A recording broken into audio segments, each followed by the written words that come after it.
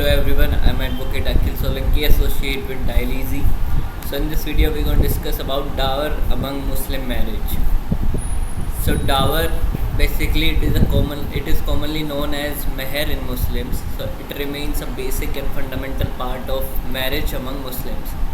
So it is totally different from the concept of dowry, as dowry is illegal in the eye of constitution, and so is the case of Sharia law of India.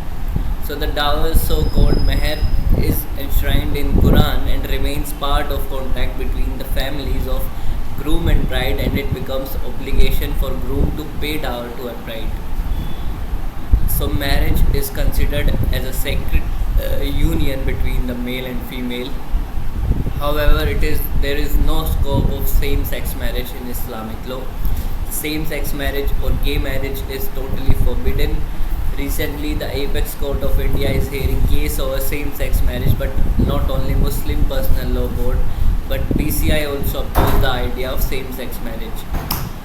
So dower plays a role to protect the rights of women and make them financially sound and independent to take decision in every walk of life, and it is compulsory to pay it, otherwise it can be enforceable by the court. So the amount of dower varies from case to case based on the financial and social condition of the groom.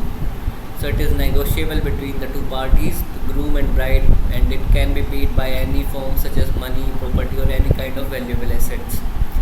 So it is important to note that in Islamic law, dower is not transactional payment for bride's hand in marriage, but it remains a symbol of commitment and respect towards the bride.